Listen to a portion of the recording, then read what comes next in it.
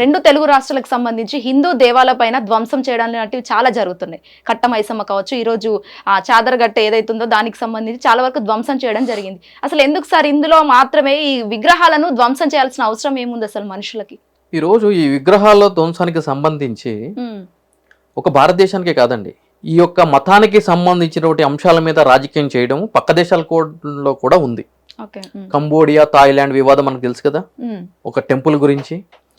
So కాబట్టి అనాదిగా తరతరాల నుంచి కూడా ప్రపంచవ్యాప్తంగా కూడా ఒక రాజకీయం చెయ్యాలి అని అంటే గనక, ఒక మతాన్ని ప్రజల మీద బలవంతంగా రుద్దాలి అన్న, ఒక వర్గం ప్రజలు ఆరాధించేటువంటి దైవంగా భావించేటువంటి వ్యక్తే గొప్ప వ్యక్తి, మిగిలిన ఏ వర్గానికి సంబంధించినటువంటి దైవంగా భావించేటువంటి ఆరాధన మూర్తులు దేవుడు కాదు అని చెప్పని మనం చూస్తూనే ఉన్నాం. భారతదేశ చరిత్ర చూసుకుంటే కనుక ఎంతమంది భారతదేశం మీద దండయాత్ర చేశారు, ఔరంగజేబు కావచ్చు, మొఘళ్ళు కావచ్చు, ఎవరైనా కూడా చేశారు. వాళ్ళు ఏ విధంగా భారతదేశంలో ఉన్నటువంటి దేవాలయాల్ని ధ్వంసం చేశారు, ఈ చరిత్ర అంతా మనం చదువుకున్నది. బాబ్రీ మసీదు అంశం కూడా మనకు తెలిసిన విషయమే. అక్కడ ఏం జరిగింది ఏంటి అని చెప్పని, దాని తర్వాత సుప్రీంకోర్టు వారు ఇచ్చినటువంటి తీర్పు కూడా అయోధ్య రామ మందిర్ విషయంలో కూడా మనకు తెలిసిందే. సైంటిఫిక్ ఎవిడెన్స్ ఏ విధంగా కన్సిడర్ చేసి ఏం చేశారు అని చెప్పని.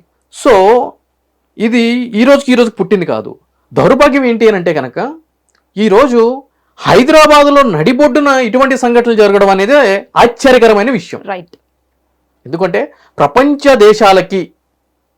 దేశాలకి ఏ మాత్రం తగ్గకుండా ప్రతి ఒక్క దేశం కూడా హైదరాబాద్ వైపు చూసే విధంగా అభివృద్ధిలో ముందుకు వెళ్ళేటువంటి హైదరాబాద్లో ఇంకా స్టిల్ ప్రాచీన కాలం నాటి సంస్కృతి దాడులు ఏవైతే ఉన్నాయో అది ఇంకా ఎగ్జిస్టెన్స్లో ఉంది అని అంటే కనుక, మనం ముందుకు వెళ్ళామా వెనక్కి వెళ్ళిపోతున్నామా?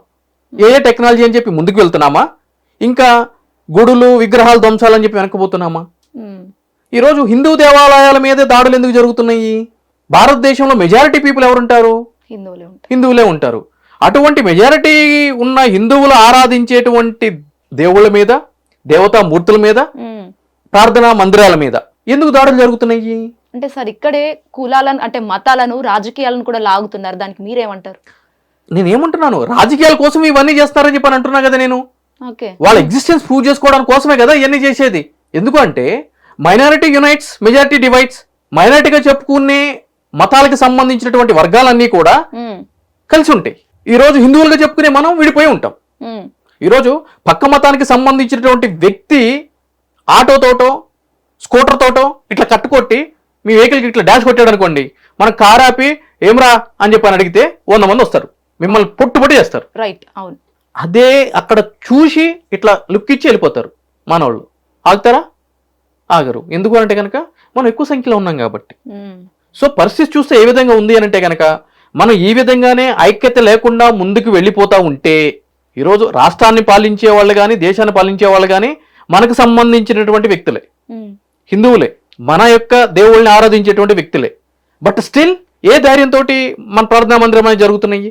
ఈరోజు బంగ్లాదేశ్లో జరుగుతున్నాయి. ఎందుకు అంటే కనుక అక్కడ ఇస్లామిక్ సంబంధించేటువంటి ప్రభుత్వాలు, అటువంటి అధ్యక్షులు ఉంటారు కాబట్టి ఆ విధమైన దాడులు జరుగుతున్నాయి వాళ్ళ ప్రోద్బలంతో అని చెప్పి మనం అనుకోవచ్చు. పాకిస్తాన్ తీసుకోండి, ఆఫ్ఘనిస్తాన్ తీసుకోండి, బంగ్లాదేశ్ తీసుకోండి, ఏ దేశాలు తీసుకున్నా.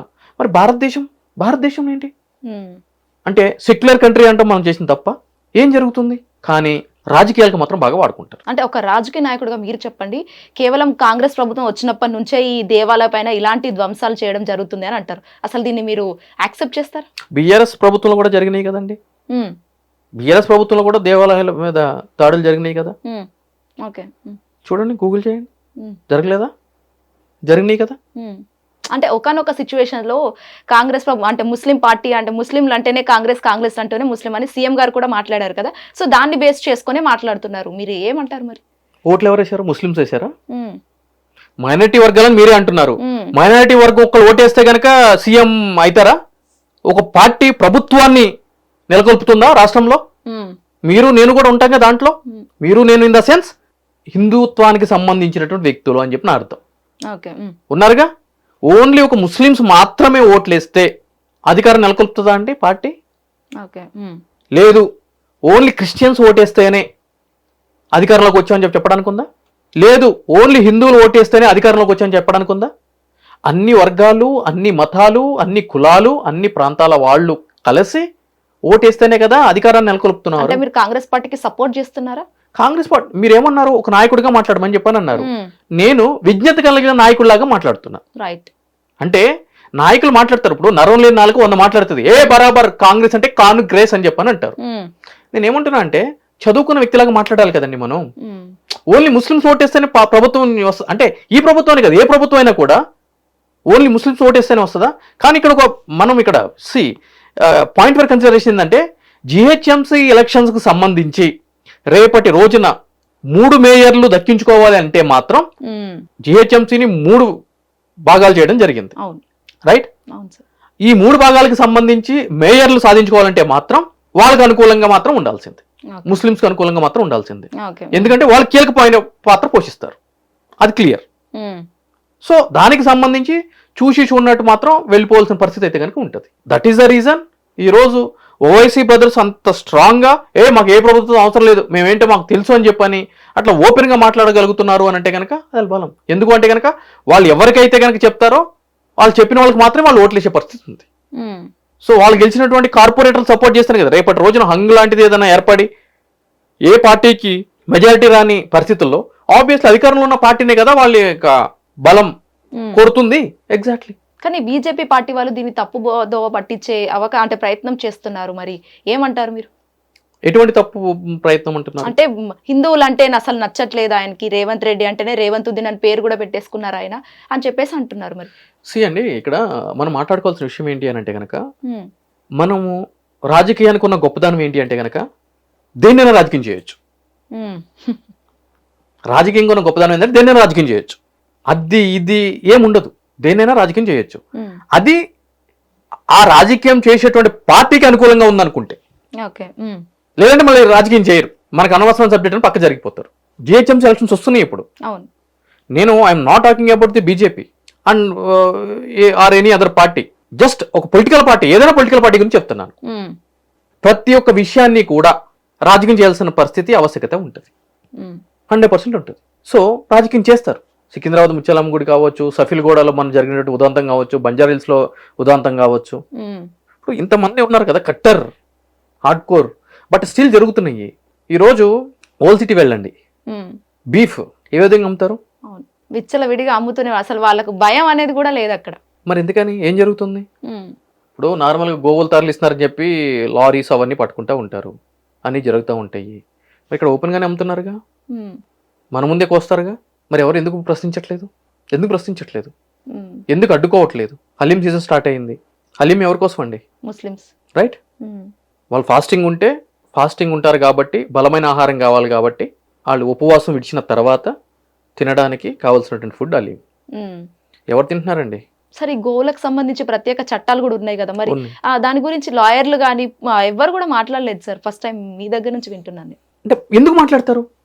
థ్రెట్ కదా మాట్లాడితే. ఈ రోజు ఎమ్మెల్యేలకి ఎంపీలకి ఫోన్ చేసి ధమ్కీలు ఇస్తా ఉంటారు. ఎక్కడో పాకిస్తాన్ నుంచి, ఆఫ్ఘనిస్తాన్ నుంచి ఫోన్లు వస్తాయి. ఎక్కడ ఎవరు బాంబు పెడతారో తెలియదు. ఇంటి పక్కన శత్రువుతో అయితే కానీ కొట్లాడొచ్చు. ఏమో ఉగ్రవాదులతో తీవ్రవాదులతో ఏం కొట్లాడతామండి? అటు బాంబు పెట్టి వెళ్ళిపోతాడు సింపుల్ గా నడుచుకుంటా. త్రివిక్రమ్ డైలాగ్ చెప్పినట్టు జేబులో చేతులు పెట్టుకుని వెళ్ళిపోతాడు. ఆడు మీ ఇంట్లో పెడతాడో తెలియదు, మీ కార్లో పెడతాడో తెలియదు. ఆ భయం ప్రతి ఒక్కరికి ఉంటది కదండి. సో ఎందుకు మాట్లాడతారు ఎగ్నెస్ట్ గా? ఏదో ఒక పార్టీ స్టాండ్ తీసుకుంటే గనక సందట్లో సడేమి అని చెప్పి ఏదో మాట్లాడతారు. పర్టికులర్ గా మాట్లాడాలి అని అంటే కనుక దానికి అన్నిటికీ కాన్సిక్వెన్సెస్ రెడీ ఉండి మాట్లాడాలి. సో ఆబ్వియస్లీ ఇది అంతా రాజకీయం. ఎప్పుడైతే గనక మన హిందువులందరితో ఏకీకృతం అయ్యి ఐకమత్యంతో కలిసికట్టుగా ముందుకు వెళ్తారో అప్పుడు ఇటువంటి దాడులు ఆపగలుగుతాం తప్ప ఇంకా అదర్వైజ్ మనం ఆపలేమండి. హిట్ టీవీ యాప్, ఇందులో short news, live news, entertainment shows, movies, digital magazines తో పాటు మీ జిల్లా వార్తలను కూడా ఫ్రీగా చూడొచ్చు. ఇంకెందుకు ఆలస్యం?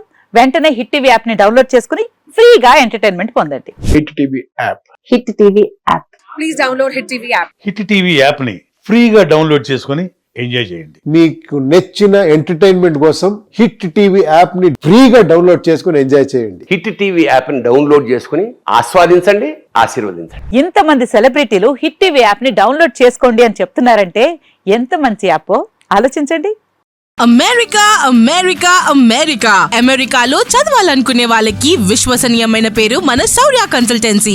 UK Law 1 Year Masters. UK Law 1 Year Masters. 2 years work permit up to 5 years visa. Contact Saurya Consultancy. Contact 89851 89851.